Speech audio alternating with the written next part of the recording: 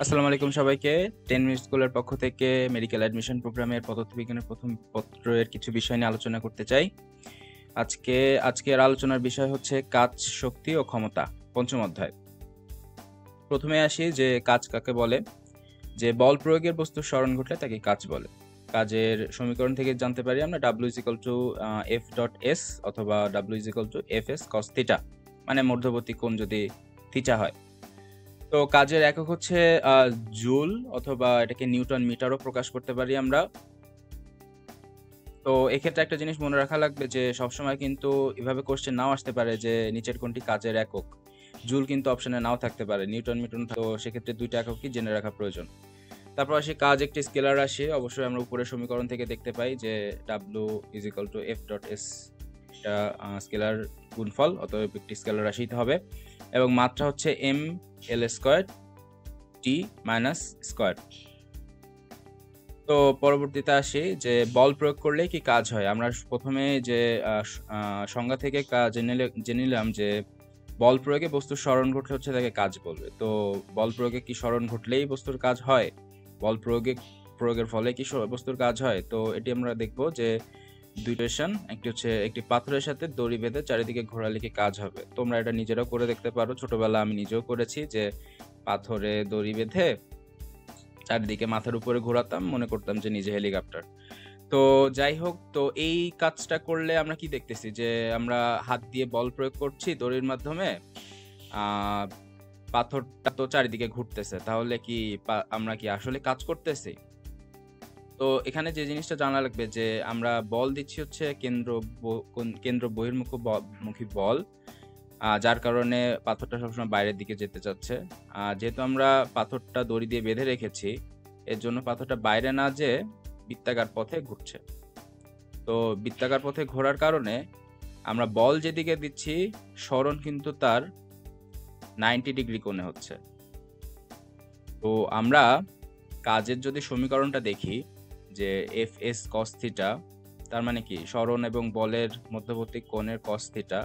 তো সেক্ষেত্রে হচ্ছে যদি আমরা মধ্যবর্তী কোণ দেখি 90 ডিগ্রি, তাহলে cos 90-র মান কি আসবে? 0 না?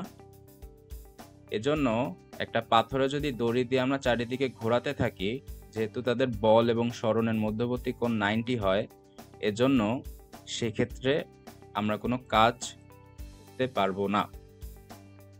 আর একটা সিচুয়েশন দেখি যে বাজার থেকে, ধরো তুমি বাজারে গিয়েছো, বাজার থেকে কিছু জিনিসপত্র কিনে বাসায় আসছো এবং হাতে ব্যাগটা নিয়ে তুমি সোজা পথে হেঁটে আসছো। তার মানে তুমি তোমার হাত হচ্ছে এটা, তো হাতের ব্যাগ রয়েছে, হাতের ব্যাগ এটা। তো হাতের ব্যাগটা তুমি অভিকর্ষ বলের বিরুদ্ধে কাজ করছো, অভিকর্ষ বলটা কাজ করছে এদিকে এবং তার বিরুদ্ধে তুমি কাজ করছো, তার মানে সোজা টেনে ধরে রেখেছো এবং তুমি সমান্তরাল পথে সামনের দিকে এগিয়ে যাচ্ছ। তাহলে এই অভিকর্ষর বিরুদ্ধে বল প্রয়োগ করে তুমি সামনের দিকে এগিয়ে যাচ্ছ, তার মানে তাদের মধ্যবর্তী কোণ কত হয়? 90 ডিগ্রি না? এবং একই সিচুয়েশনে আমরা কাজের যদি সমীকরণটা দেখতে পাই যে cos 90-র ক্ষেত্রে সেখানে মান বসিয়ে আমরা 0 পাবো।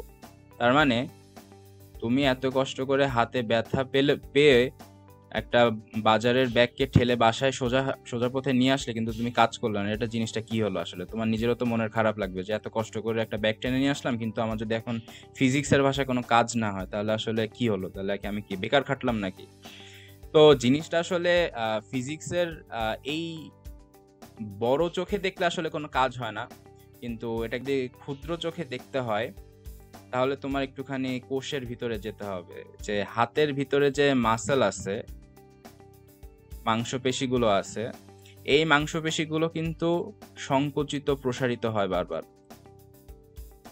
এই সংকোচন প্রসারণের ফলে কিন্তু কাজ হয়।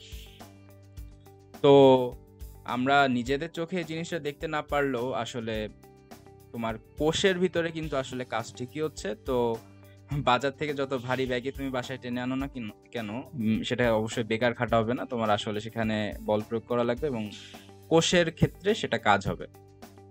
তো যাই হোক, পরবর্তীতে আমরা দুটা কথা আসি যে বলের দ্বারা কাজ এবং বলের বিরুদ্ধে কাজ। সহজ কথা মনে রাখবে, এখানে বল দ্বারা অভিকর্ষ বলের কথা বলা হয়েছে।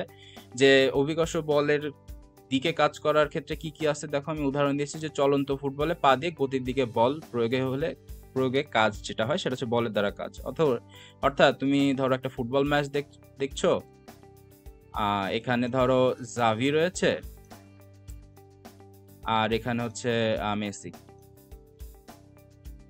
তো জাভি নিজের পা দিয়ে মেসিকে পাস দিল এবং ওই চলন্ত অবস্থায় মেসি বলটাকে সামনের দিকে শুট করলো, এটা ধরো গোল পোস্ট। তো আলটিমেটলি গোল পোস্টের দিকে যাওয়ার কারণে গোলকিপার ঠেকাতে না পারে, সেটা গোল হয়ে গেল। তো জিনিসটা কি হলো দেখো, জাভি একদিকে বলটা এগিয়ে দিল নিজের পা দিয়ে এবং সেই গতির দিকে কেন্দ্র করে বা তাক করে মেসি আবার বলটাকে জোরে মারলো পা দিয়ে। তাহলে কি গতির দিকে তুমি কাজ করলো না, গতির দিকে মেসি কাজ করলো না, তাহলে এই কাজটাকে বলবো হচ্ছে বলের দ্বারা কাজ। এ ধরনের কাজকে ধনাত্মক কাজ বলা হয়। তো পরবর্তী আরেকটা উদাহরণ দিয়েছি, দেখো গাছ থেকে একটি আম অভিকর্ষর প্রভাবে নিচে পড়ে। তো এটা কেমন যে ঝড় হচ্ছে ধরো বৈশাখী কাল বৈশাখী ঝড়, তো আম গাছে অনেক আম হয়েছে, তো কোনো কারণে একটা আম ঝড়ের কারণে নিচে পড়ে গেল। তো এটা কি হলো যে আমরা সবাই জানি পৃথিবীর সবকিছুই হচ্ছে তার কেন্দ্রের দিকে আকর্ষণ করে। তো যেহেতু আমটা অভিকর্ষ বলের দিকে কাজ করে নিচের দিকে পড়ে গেল, এজন্য এটাকে তোমার হচ্ছে বলের দ্বারা কাজ বলবে, অভিকর্ষ বল দ্বারা কাজ বলবে। এখানে আরো দুইটা গুরুত্বপূর্ণ বৈশিষ্ট্য আমি উল্লেখ করেছি যে বলের দ্বারা কাজে গতিশক্তি বৃদ্ধি পায় এবং বস্তুর ত্বরণ হয়। আমি যে দুইটা উদাহরণ এখানে দিলাম, চলন্ত ফুটবলে পা দিয়া এবং হচ্ছে অভিকর্ষের প্রভাবে হচ্ছে গাছ থেকে আম পড়া, দুটি ক্ষেত্রে কিন্তু এই দুইটা কথা সত্য যে তাদের দুই ক্ষেত্রে তাদের গতিশক্তি বৃদ্ধি পায় এবং বস্তুর ত্বরণ হয়। আমরা জানি অভিকর্ষ ত্বরণ 9.8 মিটার পার সেকেন্ড স্কয়ার, সেটা আমরা সবাই জানি। তো এখানে আমি একটা গুরুত্বপূর্ণ উক্তি দিয়েছি যে এই বলের দ্বারা কাজ হওয়ার জন্য কোণের মানটা কত হওয়া লাগবে। কোণের মানটা হওয়া লাগবে লেস দ্যান ইকুয়াল টু 90 এবং গ্রেটার দ্যান ইকুয়াল টু 0, মানে 0 বা তার বেশি অথবা 90 বা তার কম। এই রেঞ্জের মধ্যে যদি কোণটা হয় তাহলে সেক্ষেত্রে বলের দ্বারা কাজ বলা যাবে এবং তাহলে সেটাকে ধনাত্মক কাজ বলা যাবে। তো এর বিপরীত যে উক্তিটি আছে সেটা হচ্ছে বলের বিরুদ্ধে কাজ। জিনিসটা কি, যে উদাহরণ দেখো, একটি বইকে মেঝে থেকে টেবিলে উঠানো। তোমার একটা বই নিচে পড়ে গিয়েছিল, সেটা তুমি টেনে পরে উঠালা, অভিকর্ষ বলের বিরুদ্ধে কাজ করলা। তারপর মাটি থেকে চাউলের বস্তা মাথায় উঠানো, একই কথা, অভিকর্ষ বলের বিরুদ্ধে কাজ করা। তো এই ক্ষেত্রে এই ধরনের কাজকে বলা হচ্ছে ঋণাত্মক কাজ এবং এ ধরনের কাজ অবশ্যই বললাম যে অভিকর্ষের বিরুদ্ধে কাজ, এবং এখানে গতিশক্তি হ্রাস পায়, বস্তুর মন্দন হয়। তাহলে খুব সুন্দর কিন্তু একটা পার্থক্যর মাধ্যমে জিনিসটা আমি বুঝিয়ে দিয়েছি যে বলের দ্বারা কাজ হচ্ছে ধনাত্মক কাজ, বলের বিরুদ্ধে কাজ হচ্ছে ঋণাত্মক কাজ। বলের দ্বারা কাজে গতিশক্তি বৃদ্ধি পায়, বলের বিরুদ্ধে কাজ করলে গতিশক্তি হ্রাস পায়। বলের দ্বারা কাজে বস্তু ত্বরণ হয় এবং বলের বিরুদ্ধে কাজ করলে বস্তুর মন্দন হয়। খুব সুন্দর একটা পার্থক্যের মাধ্যমে বুঝিয়ে দিয়েছি। তো এখান থেকে যদি এরকম কোনো প্রশ্ন আসে যে নিচের কোন উক্তিটি সঠিক নয়, তো সেক্ষেত্রে কিন্তু একটা পার্থক্য মনে রাখলে কিন্তু অপরগুলো তোমার আইডিয়া থাকবে এবং সেখান থেকে কোনটা সত্য কোনটা মিথ্যা তুমি জেনে নিতে পারবা। এরপরে দেখো আমি নিচে আরেকটা উক্তি দিয়েছি যে এই বলের বিরুদ্ধে কাজ হওয়ার জন্য কোণের মানটা কত হওয়া লাগবে। কোণের মানটা হওয়া লাগবে অবশ্যই greater than 90 and greater than 180 degree or equal. মানে থিটার মানটা হবে অবশ্যই 90 ডিগ্রির থেকে বেশি এবং 180 ডিগ্রির থেকে সমান অথবা ছোট। তো তোমাদের বইতে দেখবা একটা দেয়া আছে যে থিটার মান গ্রেটার দ্যান ইকুয়াল টু 90 হলো সেটাকে বলের বিরুদ্ধে কাজ বলবে। তো আমি কিন্তু সেটা চেঞ্জ করে দেখো দিয়েছি হচ্ছে শুধু গ্রেটার দ্যান সাইন, ইকুয়াল সাইনটা কিন্তু আমি দেই নাই। তো একটা কথা চিন্তা করো তো, যে থিটার মান যদি 0 হয় মানে 90 হয় তাহলে কাজ কিন্তু 0 হবে, কারণ আমরা অলরেডি জানি যে কাজের সমীকরণ হচ্ছে W=F cos θ, cos 90 এর মান হচ্ছে 0। তো এখানেও আমরা পড়লাম যে cos 90 এর মান cos এখানে মধ্যবর্তী কোণ 90 হলে সেটা বলের দ্বারা কাজ হয়। আবার এখানেও আমরা যদি ইকুয়াল টু সাইন দিয়ে বোঝাই যে 90 ডিগ্রি হলে বলের বিরুদ্ধে কাজ হয়, তাহলে জিনিসটা কন্ট্রোভার্সিয়াল হয়ে গেল না? তো এইখানে জিনিসটা কি যে আমরা যদি এই গ্রাফটা খেয়াল করি যে 0 1 2 3 আর এদিকে গেলে -1 -2 এইভাবে তো আমরা হিসাব করি, তাই তো? তো ধনাত্মক জিনিসটা আসলে ধরা হয় 0 থেকে ডান সাইডে, আর ঋণাত্মক জিনিসটা তৈরি করা হচ্ছে 0-র পরে বাম সাইডে। মানে 0-কে আসলে নিউট্রাল ধরা হলো, সেটা হচ্ছে ধনাত্মকের ভিতরেই আসলে কল্পনা করা হয়। তো এজন্য বলের বিরুদ্ধে কাজের ক্ষেত্রে কখনোই greater than equal to 90 হবে না, কারণ তাহলে তো কন্ট্রোভার্সিয়াল হয়ে যাচ্ছে যে দুই ক্ষেত্রে 90 হলে কি তাহলে 90 যদি কোণ হয় তাহলে কি সেটা ধনাত্মক কাজ না ঋণাত্মক কাজ?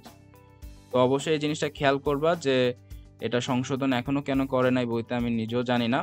তো এক্ষেত্রে কিন্তু কোণের মান শুধুমাত্র greater than 90 হলে বলের বিরুদ্ধে কাজ হবে। তো এরপরে আসি হচ্ছে কাজ শূন্য হবার শর্ত। তো কাজের সমীকরণ দিয়ে আমরা জানতে পারি যে সরণ যদি শূন্য হয় তাহলে কাজ শূন্য হবে অবভিয়াসলি। W = Fs, এখানে S শূন্য হলে তো অবশ্যই আমরা কাজ শূন্য পাবো। তারপর হচ্ছে বল এবং সরণের মধ্যবর্তী কোণ যদি 90 হয় তাহলে শূন্য হবে, যে কথাটা আমি বারবার বলে আসছি, cos 90 এর মান 0। সংরক্ষণশীল বলের প্রভাবে কোনো বস্তু বৃত্তাকার পথে যখন ঘুরে তখন শূন্য হয় এবং কেন্দ্রমুখী বল দ্বারা কাজ শূন্য হয়, যেটার উদাহরণ আমি অলরেডি আগে দিয়ে এসেছি। এরপরে আসি যে স্থিতিস্থাপক বল দ্বারা কৃত কাজ। সেক্ষেত্রে আমরা কল্পনা করতে পারি একটা স্প্রিংকে বল প্রয়োগ করে x সরণ হলে স্প্রিং দ্বারা কৃত কাজের সমীকরণ হবে W = half kx², অর্থাৎ কাজ সরণের বর্গের সমানুপাতিক। মানে কি? মানে কাজ যদি আমি দ্বিগুণ করি সরণ হবে 4 গুণ, অথবা সরণ যদি আমি 4 গুণ করি কাজ হবে দ্বিগুণ। এই জিনিসটা খুব ইম্পর্টেন্ট যে স্থিতিস্থাপক বল দ্বারা কৃত কাজের ক্ষেত্রে কোন তথ্যটি সঠিক নয়। তো এক্ষেত্রে কিন্তু একটা সুন্দর প্রশ্ন এখান থেকে করা যায় যে কাজ দ্বিগুণ করা হলে সরণ 4 গুণ হবে, অথবা সরণ 4 গুণ করা হলে কাজ দ্বিগুণ হবে। এরকম কয়েকটি উক্তি দিয়ে কিন্তু একটা মিথ্যা উক্তি তৈরি করা যায়। এখন সেক্ষেত্রে কিন্তু এই সমীকরণ এবং এই স্পেসিফিক কথাটা কিন্তু মনে রাখা প্রয়োজন। এরপর আসি যে উপকৃষীয় বল দ্বারা কৃত কাজ W = Gmm/r² × h। G মানে হচ্ছে মহাকর্ষীয় ধ্রুবক, M মানে বড় M মানে ক্যাপিটাল M মানে হচ্ছে পৃথিবীর ভর, ছোট M মানে বস্তুর ভর, R মানে হচ্ছে পৃথিবীর ব্যাসার্ধ, আর H মানে হচ্ছে ভূপৃষ্ঠ থেকে কত উচ্চতায় আছে। তো সেই ক্ষেত্রে হচ্ছে কাজ এবং সরণ বা উচ্চতা সমানুপাতিক হবে, মানে W ∝ H, অর্থাৎ কাজ যদি দ্বিগুণ করা হয় বস্তুটি দ্বিগুণ উচ্চতা উঠবে। কাজ যদি উচ্চতা যদি 4 গুণ করা হয় কাজও হবে 4 গুণ। দেখো এখানে আর এই স্থিতিস্থাপক বল দ্বারা কৃত কাজ এবং উপকর্ষীয় বল দ্বারা কৃত কাজের মধ্যে কিন্তু একটু ডিফারেন্স আছে। এক ক্ষেত্রে বর্গীয় মান আর এক ক্ষেত্রে শুধুমাত্র প্রপোর্শনাল মান। তো এরপরে আসি যে প্রত্যায়নী বল। একটু আগে স্প্রিং এর কথা বলছিলাম। স্প্রিং এর ক্ষেত্রে প্রত্যায়নী বলটা লক্ষ্য করা যায় যে সাপোজ একটা দেয়ালের সাথে একটা স্প্রিং দিয়ে একটি বস্তু লাগানো আছে, এই একটি বস্তু। তো এই বস্তুকে তুমি যদি F বল প্রয়োগ করে ভিতরের দিকে ঠেলো এবং তারপর ছেড়ে দাও তাহলে কি হবে? বস্তুটা সির দিকে ধাবিত হবে না? এবং সেক্ষেত্রে ধরলাম x সরণ হলো, তাহলে সেই প্রত্যায়নী বলের সূত্র বা সমীকরণ হবে হচ্ছে W = kx। এখানে মাইনাস চিহ্নটা ব্যবহার করার কারণ হচ্ছে তুমি বল দিচ্ছ একদিকে কিন্তু বস্তুর সরণ হচ্ছে বিপরীত দিকে, এজন্য এখানে ঋণাত্মক সাইনটা ব্যবহার করা হয়েছে। তো এই জিনিসটা কিন্তু খুবই ইম্পর্টেন্ট যে প্রত্যায়নী বলের সমীকরণ নিচের কোনটি এবং প্রত্যায়নী বলে ঋণাত্মক সাইন ব্যবহার করা হয়, দুটি কথা কিন্তু খুবই ইম্পর্টেন্ট। পরবর্তীতে আসি যে অভিকর্ষীয় বল দ্বারা কৃত কাজ। যে বস্তু যদি নিচে পড়ে তাহলে সেক্ষেত্রে কাজ হবে W = mgh, এবং বস্তু যদি উপরে উঠানো হয় তাহলে কাজ হবে -mgx, অর্থাৎ W ∝h, যেটা আমি একটু আগেও বলে এসেছি। এরপর আসি যে মহাকর্ষীয় বল দ্বারা কৃত কাজ, যেখানে W = -gmm/r হবে। খুবই গুরুত্বপূর্ণ একটা সমীকরণ, এটা আমরা অনেক সময় ভুল করি। যে মহাকর্ষ বল এবং অভিকর্ষ বলের সমীকরণটা আমরা গুলিয়ে ফেলি এবং এখানে যে একটি মাইনাস সাইন আছে এই জিনিসটা আমরা ভুলে যাই। এটা খুবই ইম্পর্টেন্ট যে মহাকর্ষ বল দ্বারা কৃত কাজের সমীকরণ হচ্ছে W = -gmm/r। একটা মাইনাস সাইন অবশ্যই লাগবে এবং সেটা অবশ্যই অভিকর্ষ সূত্রের সাথে আমরা গুলিয়ে ফেলবো না। আর একটা পরবর্তীতে আসছি যে ঘূর্ণনের ক্ষেত্রে কৃত কাজ। ঘূর্ণনের ক্ষেত্রে কৃত কাজ দেখো W = Fr θ tau θ 2 tau pi n যদি n সংখ্যক আবর্তন হয়। এটা ঘূর্ণনের ক্ষেত্রে কৃত কাজের সমীকরণ। পরবর্তীতে আসি যে শক্তি।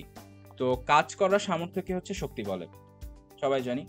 তো তোমার গায়ে শক্তি থাকলেও তুমি যদি একটা বস্তা মাটি থেকে না উঠাতে পারো তাহলে আসলে তোমার মধ্যে কাজ করার সামর্থ্য নেই, তো সেক্ষেত্রে বলা যায় তোমার শক্তি নেই। তো এখানে শক্তির বিভিন্ন রূপ সম্পর্কে আমি কথা বলেছি। মোট 9টা শক্তির রূপ রয়েছে এবং 9টা কথাই কিন্তু MCQ এর জন্য খুবই ইম্পর্টেন্ট। এখান থেকে কিন্তু খুব সহজে একটা কোশ্চেন করা যায় যে শক্তির বিভিন্ন রূপের মধ্যে অন্তর্গত 9 কোনটি। 9টার মধ্যে 3টা সঠিক অপশন দিয়ে 4 নাম্বার একটা ভুল অপশন তৈরি করে দিয়ে কিন্তু খুব একটা সুন্দর প্রশ্ন করা যায়। তো 9টার মধ্যে কি কি আছে দেখি। যান্ত্রিক শক্তি, আলোক শক্তি, শব্দ শক্তি, তড়িৎ শক্তি, চুম্বক শক্তি, রাসায়নিক শক্তি, তাপ শক্তি, সৌরশক্তি এবং পারমাণবিক শক্তি। তার মধ্যে যান্ত্রিক শক্তির মধ্যে 2টা ভাগ রয়েছে, এক হচ্ছে গতিশক্তি, 2 হচ্ছে স্থিতিশক্তি। এরপরে একটা জিনিস আমি এখানে উল্লেখ করতে চাই যে নিউক্লিয়ার রিঅ্যাক্টরের মধ্যে নিউট্রন দ্বারা ইউরেনিয়াম 235 কে আঘাত করে নিউক্লিয় ফিশন বিক্রিয়া ঘটানো হয়। এখন তোমরা ছোটবেলায় যারা ড্রাগন বল জি দেখেছো তারা এই জিনিসটা এই ছবির সাথে বেশ ফ্যামিলিয়ার, যে গোকু আর ভাজিটার মধ্যে ফিউশন করে একটা নতুন ক্যারেক্টার তৈরি করে। ভালোভাবে খেয়াল করো, ওয়ার্ডগুলো কিন্তু ইম্পর্টেন্ট। ফিউশন, ফিউশন মানে হচ্ছে যুক্ত করা। নিউক্লিয়ার পদার্থবিজ্ঞানে ফিউশন বিক্রিয়াও রয়েছে, আর একটা বিক্রিয়া রয়েছে ফিশন। খেয়াল করবা, দুটা কিন্তু আলাদা শব্দ। একটা হচ্ছে ফিউশন যার মানে যুক্ত করা, আর ফিশন যার মানে ভেঙে ফেলা। ভালোভাবে খেয়াল করো। তাহলে নিউক্লিয়ার রিঅ্যাক্টরের মধ্যে নিউট্রন দ্বারা ইউরেনিয়াম 235 কে আঘাত করে নিউক্লিয়ার ফিশন বিক্রিয়া ঘটানো হয়। ফিশন তার মানে একটি ইউরেনিয়াম যদি আমি এভাবে কল্পনা করি কে নিউট্রন দিয়ে আঘাত করা হয়। নিউট্রন দিয়ে আঘাত করলে এই ইউরেনিয়ামটা 2টি ডিফারেন্ট পদার্থ তৈরি করে এবং সেই 2টি পদার্থের উপরে আবার নিউট্রন আঘাত করে, ফলে সে 2টি আবার নতুন করে নতুন 2টি পদার্থ তৈরি করে। এভাবে কিন্তু আলটিমেটলি নিউক্লিয়ার পাওয়ার রিঅ্যাক্টর বা পারমাণবিক বিদ্যুৎ কেন্দ্র আমরা যেটা ভাবি বা বলি, সেটা কিন্তু এই নিউক্লিয়ার ফিশন বিক্রিয়ার মাধ্যমে পারমাণবিক বিদ্যুৎ কেন্দ্র চালানো হয়। ফিশন বিক্রিয়া, FISSION, যার মানে ভাঙা। ফিউশন বিক্রিয়া না, কিন্তু আমরা যে ড্রাগন বল জিতে গোকু আর ভেজিটার মধ্যে যে ফিউশন বিক্রিয়া দেখি যার মানে একত্রিত হওয়া, সেটা নয় কিন্তু ফিশন বিক্রিয়া মানে ভেঙে ফেলা। তো এটা কিন্তু যারা অ্যানিমে ফ্রিক আছো বা ছোটবেলা ড্রাগন বল জি দেখেছো বা এখন দেখো, তারা কম্পেয়ার করতে পারবা যে ফিউশন আর ফিশন শব্দটা। আমরা জাস্ট মনে রাখার জন্য একটা ছবি এখানে দিয়েছি। পরবর্তীতে আসি যে শক্তির রূপান্তর। অনেকগুলো শক্তির রূপান্তরের উদাহরণ তোমার বইতে দেওয়া আছে। আমি কতগুলো ব্যতিক্রম এবং যেগুলো আসলে মনে থাকে না সেরকমই কিছু উল্লেখ করেছি। যে যান্ত্রিক শক্তি থেকে বিদ্যুৎ শক্তিতে রূপান্তরের উদাহরণ কি, যে বাদ দিয়ে বিদ্যুৎ তৈরি।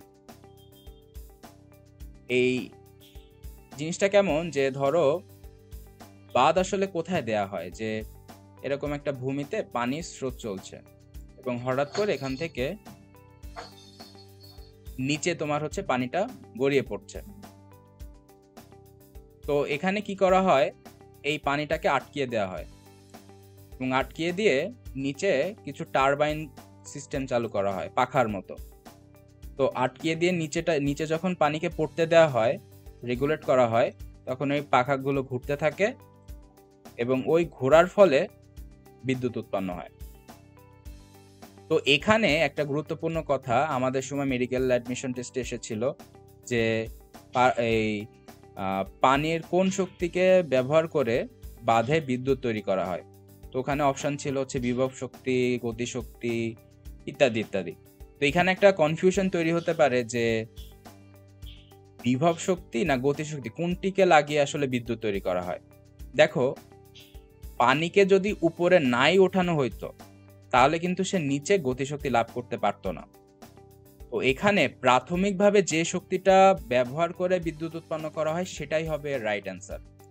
এমন কিন্তু না যে পানির গতিশক্তি এখানে কাজে লাগছে না, সেটা না। কিন্তু বিভব শক্তিটা যেহেতু আগে তৈরি হচ্ছে এবং যেটাই পানিকে আমরা বাঁধে ব্যবহার করতেছি, যে শক্তিটাকে, সেই শক্তি দিয়েই তো বিদ্যুৎ শক্তি উৎপন্ন হওয়ার কাজে লাগানোর জন্য আমরা সেটাকে রাইট অ্যান্সার হিসেবে ব্যবহার করব। যে বাঁধে বা তোমার হচ্ছে নদীতে যে বাঁধ দেওয়া হয় সেখানে পানির বিভব শক্তিকে কাজে লাগিয়ে বিদ্যুৎ উৎপন্ন করা হয়। এটি একটি যান্ত্রিক শক্তি থেকে বিদ্যুৎ শক্তি রূপান্তরের উদাহরণ। পরবর্তীতে আসি যে আলোক শক্তি থেকে বিদ্যুৎ শক্তি। ক্যালসিয়াম, পটাশিয়াম, রুবিডিয়াম ইত্যাদি ধাতুর উপর যদি আলো পড়ে তাহলে দেখা যায় ইলেকট্রন নির্গত হয়। এবং ইলেকট্রন নির্গত হওয়া মানে কি, যে ইলেকট্রন মুভমেন্ট মানেই তো তোমার হচ্ছে বিদ্যুৎ শক্তি তৈরি হওয়া। এবং এইভাবে আলোক থেকে বিদ্যুৎ শক্তি কিন্তু তৈরি হয়। কিন্তু 3টা গুরুত্বপূর্ণ পদার্থের এখানে নাম দেওয়া আছে, ক্যালসিয়াম, পটাশিয়াম, রুবিডিয়াম। সব ধাতুর ক্ষেত্রে যে আলোক শক্তি বিদ্যুৎ শক্তি কনভার্ট হবে সেটা কিন্তু নয়। এই স্পেসিফিক কিছু পদার্থের উপরে আলোক শক্তি পড়লেই সেখান থেকে বিদ্যুৎ শক্তি তৈরি হবে। পরবর্তীতে আসি আলোক শক্তি থেকে রাসায়নিক শক্তি তৈরির একটি উদাহরণ, যে ফটোগ্রাফি ফিল্মে আলো ফেললে আলোকচিত্র তৈরি হয়। এটা আসলে আধুনিক যুগের ক্যামেরাতে কেউ আমরা দেখি না, কিন্তু পুরাতন কালে তোমাদের কারোর মনে আছে কিনা যে আগের কালে কিন্তু ফিল্মে এরকম একটা সিলিন্ড্রিক্যাল বক্সের মধ্যে একটা ফিল্ম থাকতো। এই ফিল্মটা ক্যামেরার ভিতর দিয়ে এবং সেটাকে তোমার হচ্ছে সেটা দিয়ে আসলে ছবি তোলা হতো এবং অনেকে হয়তো বা দেখবা এরকম লম্বা লম্বা স্ট্রিপের মতো দেখতে লাগতো। তো এইগুলো কিন্তু হচ্ছে তোমার সাদা কালো ছিল। তো এই ফিল্মগুলোর উপরে যখন আলো ফেলা হয় বিশেষ কৌশলে, তখন এই ফিল্মগুলো কিন্তু তোমার হচ্ছে রঙিন হয়ে যায়। তো ওইগুলো পরে তারপর হচ্ছে বড় সাইজে করে আমরা কিন্তু বাসায় টাঙিয়ে রাখতাম বা ফটো অ্যালবামে রাখতাম। তো এটা আসলে আধুনিক যুগে অতটা বেশি ব্যবহার করা হয় না, কিন্তু পুরাতন যুগে মানুষ কিন্তু মানে ক্যামেরা থেকে যে রঙিন চিত্র কিন্তু আসলে এইভাবেই তৈরি করত। তো এরপরে আসি যে শব্দ শক্তি থেকে যান্ত্রিক শক্তি। তো শ্রবণোত্তর অথবা শব্দোত্তর তরঙ্গের সাহায্যে জীবাণু ধ্বংস করা হয় এবং কর্পূরকে পানিতে দ্রবীভূত করা হয়। এবং একইভাবে শব্দোত্তর তরঙ্গের সাহায্যে বস্ত্রাদির ময়লাও পরিষ্কার করা হয়। সবই হচ্ছে শব্দ শক্তিকে যান্ত্রিক শক্তি রূপান্তরের একটা উদাহরণ। দেখো, আমরা ছোটবেলায় পড়েছি হচ্ছে শব্দোত্তর বা শ্রবণোত্তর শব্দ তরঙ্গ এবং শব্দেতর তরঙ্গ দৈর্ঘ্য। ভালোভাবে খেয়াল করো, দুইটা ওয়ার্ড কিন্তু খুব ক্লোজ। একটা হচ্ছে শব্দ উত্তর আর একটা হচ্ছে শব্দেতর। সবসময় মনে রাখবা, যেহেতু শব্দোত্তর মানে এখানে উত্তর শব্দটা আছে, উত্তর মানে সামনে বা বেশি বা এক্সেস। তো এই উত্তর শব্দটার সাথে মনে রাখবা যে যেহেতু সামনে বা বেশি, সেজন্য সেটা বেশি হবে। আমাদের শ্রবণের সীমা হচ্ছে 20 থেকে 20,000 হার্টজ। তো সব থেকে বেশি যে শব্দ তরঙ্গ, তার থেকে বেশি বড় তরঙ্গের শব্দকে বলা হবে হচ্ছে শ্রবণোত্তর বা শব্দ। আর সব থেকে কম যেটা 20 হার্টজ, তার থেকে কম শব্দের তরঙ্গ দৈর্ঘ্যওয়ালা শব্দকে বলবে হচ্ছে শব্দেতর। একটা হচ্ছে শব্দ উত্তর, একটা হচ্ছে শব্দেতর। তো এর মধ্যে শব্দ উত্তর যেটা, সেটার সাহায্যে জীবাণু ধ্বংস করা হয়, কর্পূরকে পানিতে দ্রবীভূত করা হয় এবং বস্ত্রাদির ময়লা পরিষ্কার করা হয়। খুব ইম্পর্টেন্ট একটা টপিক। এরপর আসি কিছু গুরুত্বপূর্ণ সমীকরণ, যে গতিশক্তি is equal to half p square by m, অর্থাৎ গতিশক্তি ভরবেগের বর্গের সমানুপাতিক। অর্থাৎ ভরবেগ যদি দ্বিগুণ করা হয় গতিশক্তি বৃদ্ধি পাবে 4 গুণ,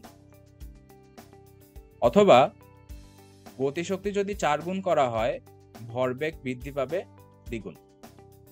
এটা খুব সুন্দর একটা সমীকরণ, এখান থেকে কিন্তু সত্য মিথ্যা তৈরি করা যায়। এরপর আসি কাজ শক্তি উপপাদ্য, যে বলের দ্বারা কৃত কাজ সমান শক্তি লাভ এবং সেটি গতিশক্তির পরিবর্তন। সমীকরণের মাধ্যমে যদি প্রকাশ করা হয় যে W is equal to half mv square minus mv not square. মানে আদি গতিশক্তি আর নতুন গতিশক্তির মধ্যে যে পার্থক্য, সেটি দ্বারা যে শক্তি লাভ হয় সেটি দ্বারাই হচ্ছে বলের দ্বারা কৃত কাজ, এবং যেটাকে বলতেছে হচ্ছে কাজ শক্তি উপপাদ্য। তো পরে আসি হচ্ছে স্থিতিশক্তি বা বিভব শক্তি সম্পর্কে। স্থিতিশক্তি বা বিভব শক্তিকে 3 ভাগে ভাগ করা যায়। 1 হচ্ছে অভিকর্ষীয় বিভব শক্তি, 2 স্থিতিস্থাপক বিভব শক্তি, 3 হচ্ছে তড়িৎ বিভব শক্তি। এর মধ্যে প্রথম দুইটি সমীকরণ আমি এখানে উল্লেখ করেছি। যে অভিকর্ষীয় বিভব শক্তির সমীকরণ হচ্ছে mgh, m মানে বস্তুর ভর, g মানে অভিকর্ষীয় ত্বরণ, আর h মানে উচ্চতা। এবং স্থিতিস্থাপক বিভব শক্তি u এর মান হচ্ছে হাফ kx স্কয়ার। আমরা একটু আগে যে স্প্রিং এর বিভব শক্তির সমীকরণ পড়লাম বা স্প্রিং দ্বারা কাজ, সেটি এখন আসলে এখানে প্রকাশ করা হয়েছে। এরপর আসি যে ক্ষমতা। ক্ষমতা কাকে বলে? যে কোনো একটি উৎসের কাজ করার হারকে আসলে ক্ষমতা বলে। মানে একক সময়ে যদি যে পরিমাণ কাজ করা হয় সেটাকে বলা হচ্ছে ক্ষমতা। ক্ষমতার প্রকাশ করা হয় P দিয়ে, পাওয়ার ইজ ইকুয়াল টু কাজ বাই সময় বা W/T, এবং W কে প্রকাশ করা হয় হচ্ছে Fs দিয়ে। এবং আরেকটা জিনিস আমরা জানি, S is equal two VT, অর্থাৎ এখানে আমরা S is equal two VT লিখে আমরা পাওয়ারের আরো একটা ক্ষমতার একটা সমীকরণ পাই হচ্ছে FV, বা আরো একটা সমীকরণ পাই সেটা হচ্ছে টর্ক ইনটু কৌণিক বেগ। সবই কিন্তু সত্যি। মানে নিচের এরকম একটা কোশ্চেন করা যায় যে নিচের ক্ষমতার সমীকরণের ক্ষেত্রে কোনটি সঠিক নয়, এর মধ্যে কিন্তু প্রত্যেকটাই সঠিক। W/T, Fs/T, F into V এবং টর্ক ইনটু কৌণিক বেগ, প্রত্যেকটাই কিন্তু সত্যি। এরপর আসি যে ক্ষমতার একক। ক্ষমতার একক হচ্ছে জুল পার সেকেন্ড এবং মাত্রা হচ্ছে mL² T-3।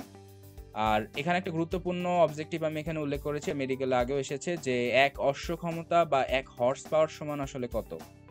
1 হর্স পাওয়ার বা 1 অশ্ব ক্ষমতা সমান হচ্ছে 746 ওয়াট বা 746 জুল পার সেকেন্ড, যেহেতু ক্ষমতার একক জুল পার সেকেন্ড বা ওয়াট, যেটাই আমি বলি। এরপর আসি যে কর্মদক্ষতা। কর্মদক্ষতার সমীকরণটাই শুধু জানা লাগবে, সেটা হচ্ছে ইটা ইজ ইকুয়াল টু কার্যকর শক্তি বাই মোট সরবরাহকৃত শক্তি, যেটা E1 minus E2 by E1 into 100%। একটা সমীকরণে শুধু এখানে মনে রাখা লাগবে, তার থেকে বেশি কিছু না। পরবর্তীতে আসি যে সংরক্ষণশীল বল এবং অসংরক্ষণশীল বল আসলে কি। যে এখানে খুব সুন্দর আমি পার্থক্যর মাধ্যমে দুইটা বল সম্পর্কে কথা উল্লেখ করেছি। যে সংরক্ষণশীল বলটা হচ্ছে শুধু অবস্থানের উপর নির্ণয় করে, এই বল দ্বারা কৃত কাজ সম্পূর্ণভাবে পুনরুদ্ধার করা যায়। কাজ পথের উপর নির্ভর করে না, কেবল আদি এবং চূড়ান্ত অবস্থানের উপর নির্ভর করে। এখানে যান্ত্রিক শক্তির নিত্যতা সূত্র পালিত হয় এবং পূর্ণ চক্রে মোট কাজ শূন্য হয়। তাহলে যদি আমি সংরক্ষণশীল বলের এই 5টা বৈশিষ্ট্য মনে রাখতে পারি, অসংরক্ষণশীল বলের বৈশিষ্ট্য হবে ঠিক তার উল্টা। যেমন প্রথম বৈশিষ্ট্য হচ্ছে শুধু অবস্থানের উপর নির্ভর করে না, তারপর এই বল দ্বারা কৃত কাজ সম্পূর্ণভাবে পুনরুদ্ধার করা যায় না, তারপর এই কাজ পথের উপর নির্ভর করে, এটা পথের উপর নির্ভর করছিল না, এটি যান্ত্রিক শক্তির নিত্যতা সূত্র মেনে চলে না, এবং অসংরক্ষণশীল বলের ক্ষেত্রে পূর্ণ চক্রে মোট কাজ শূন্য হয় না। তাহলে সংরক্ষণশীল বল এবং অসংরক্ষণশীল বলের বৈশিষ্ট্য সম্পূর্ণ বিপরীত। এবং এখান থেকে খুব সুন্দর এমসিকিউ কোশ্চেন করা যায় যে সংরক্ষণশীল বলের ক্ষেত্রে নিচের কোন বৈশিষ্ট্যটি সঠিক নয়।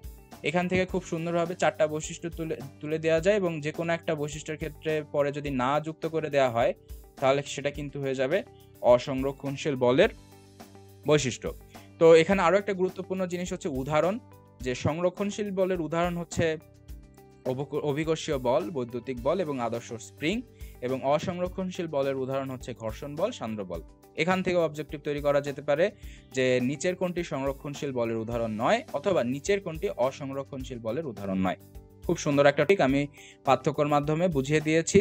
একটা পার্থক্য মনে রাখলে অপর পার্থক্যের বৈশিষ্ট্য সব মনে থাকবে। এরপর আসি সবার লাস্টে ম্যাথস নিয়ে। যে একটি বস্তাকে আসলে 120 নিউটন বল প্রয়োগ করে 2 মিটার পার সেকেন্ড সমবেগে সরালে 5 মিটারে কি পরিমাণ কাজ হবে। আমরা সবাই জানি কাজের সমীকরণ হচ্ছে W is equal two Fs, আর আমরা এটাও জানি যে S is equal two VT। তাহলে আমরা হচ্ছে এখানে কি বসাতে পারি, F into V into T। সহজভাবে মান বসিয়ে দিলে খুব সহজভাবে এই ম্যাথটার অ্যান্সার বের হয়ে যাবে। এরপর আসি যে আনুভূমিক তলের উপর অবস্থিত একটি বস্তু স্প্রিংকে সংযুক্ত করা হলে 2.4 দ্বারা সাম্যাবস্থা থেকে 3 সেন্টিমিটার সংকুচিত কৃত কাজ কত হবে? তো এখানে যে জিনিসটা জানা লাগবে যে আমরা অলরেডি জানি যে স্প্রিং দ্বারা কৃত কাজ হচ্ছে W = ½ kx²। তাই তো? কাজের সমীকরণ আমরা ঠিকই জানি। এখানে আমাদের বের করার উদ্দেশ্য হচ্ছে এই k এর মান। k এর মানটা আমাদের জানা লাগবে। k এর মান বের করার সূত্র কি? আমরা এটাও জানি যে স্প্রিং এর ক্ষেত্রে প্রত্যায়নী বলের সমীকরণ অনুযায়ী F = kx। এখান থেকে আমরা বল জানি কতটুকু বল প্রয়োগ করা হয়েছে এবং x এর মানও জানি, সরণ জানি। তো এখান থেকে k এর মান বেরিয়ে যাবে এবং k এর মান এখানে বসিয়ে দিলে আল্টিমেটলি ম্যাথটা সলভ হয়ে যাবে, খুবই ইজি। পরবর্তীতে আসি যে একটি রাইফেলের গুলি একটি তক্তা ভেদ করতে পারে যদি গুলির বেগ 3 গুণ করা হয়, তাহলে একই পুরুত্বের কয়টা তক্তা ভেদ করতে পারবে? এটা সহজ একটা সূত্র আছে, আমি তোমাদের বলে দিচ্ছি যে তক্তার সংখ্যা n = গুলির বেগের স্কয়ার। তার মানে 3 গুণ করা হলে তাহলে কয়টা তক্তা ভেদ করতে পারবে? আমি যদি এখানে v এর মান 3 বসাই, 3² সমান হচ্ছে 9। তাহলে গুলির বেগ যদি আমি 3 গুণ করি, সে 9টা তক্তা ভেদ করতে পারবে। আরো যদি আমি বলতে চাই যে গুলির বেগ আমি 4 গুণ করলাম, তখন তাহলে n এর মান বসিয়ে দিলাম 4² তাহলে 16। তার মানে যদি গুলির বেগ 4 গুণ করা হয় তাহলে সে মোট 16টা তক্তা ভেদ করতে পারবে।